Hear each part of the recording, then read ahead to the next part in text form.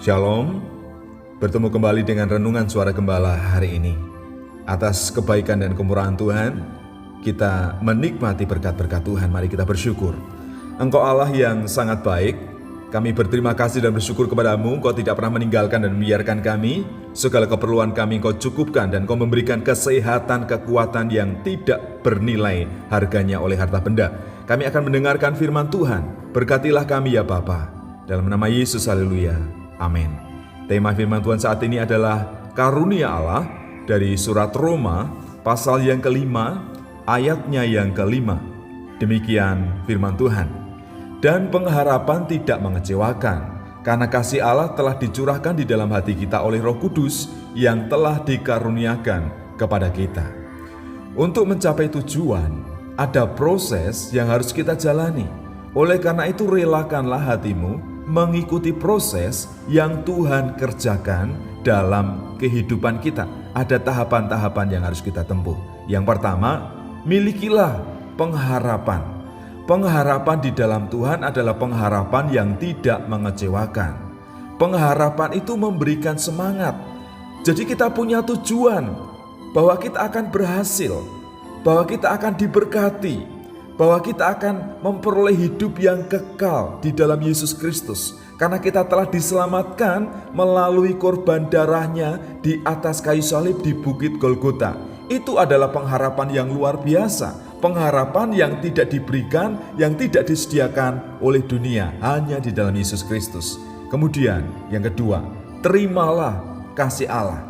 Kasih Allah itu jelas sudah dicurahkan, sudah disediakan, dan diberikan kepada kita. Kasih yang murni, kasih yang suci, kasih agape, itu Tuhan curahkan. Oleh karena itu, terimalah, rasakan, dan setelah itu bagikan kepada orang lain. Berbagilah kasih kepada orang lain, berbagilah berkat kepada orang lain, dan kita menjadi alat, menjadi media untuk menyaksikan kemurahan Tuhan Yesus Kristus dan juga menjadi alat untuk kemuliaan Tuhan. Jadi terimalah kasih Allah dengan sukacita. Kemudian yang ketiga, ikutilah pimpinan kuasa Roh Kudus. Roh Kudus itu yang memimpin kita kepada kebenaran, yang memimpin kita untuk melakukan kehendak Tuhan. Jadi Roh Kudus menyertai dan memberikan kuasa supaya kita mengalami kemenangan ketika kita harus berjuang dan berperang melawan kuasa-kuasa kegelapan yang ada di dunia ini.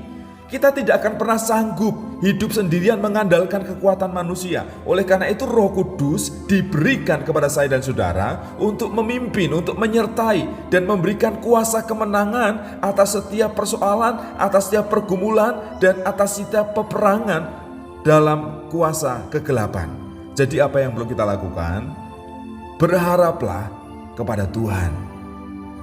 Beritakanlah dan bagikanlah kasih Allah yang telah kita terima dalam kehidupan kita. Kita bagikan kepada orang lain. Dan juga ikutilah kehendak Tuhan melalui kuasa Roh Kudus yang memimpin setiap langkah kaki kita, yang menyertai semua perbuatan, tingkah laku, pekerjaan, dan seluruh aktivitas hidup kita. Relakanlah dipimpin oleh kuasa Roh Kudus. Milikilah pengharapan, terimalah kasih Tuhan, dan relakanlah dirimu dipimpin dan disertai oleh Roh Kudus sampai kita mencapai tujuan. Terima kasih kami memiliki pengharapan di dalam Tuhan, pengharapan yang tidak mengecewakan, karena janji firman Tuhan itu ya dan amin. Kami bersyukur kepadamu Tuhan, Engkau sangat baik. Kami juga telah menerima kasih Kristus yang mengampuni, menyucikan segala dosa-dosa kami. Hidup kami ini disucikan, dikuduskan. Kami tidak menerima akibat dosa lagi karena sudah dipikul dan ditanggung oleh Tuhan Yesus Kristus di atas kayu salib. Terima kasih Tuhan. Selanjutnya kami rindu hidup kami ini dipimpin dan disertai oleh Roh Kudus, sehingga kami senantiasa selalu mengalami kemenangan dalam setiap pergumulan, dalam setiap persoalan, karena kuasa Tuhan nyata dalam hidup kami. Mujizat Tuhan nyata dalam hidup kami. Tuhan, Engkau tidak pernah berubah dari dulu, sekarang, sampai selama-lamanya. Kami bersyukur kiranya Engkau menyertai kami, keluarga kami, anak-anak kami, dan seluruh aktivitas kami percayakan ke dalam tangan kuasa Tuhan. Engkau Allah yang baik, Allah yang mengasihi kami. Terima kasih untuk kebenaran firman Tuhan yang kami dengar saat ini, yang kami renungkan saat ini. Berikanlah kami kekuatan supaya apa yang kami dengar, kami lakukan dalam setiap langkah kaki kami. Terima kasih Tuhan Yesus untuk firman-Mu. Haleluya. Amin.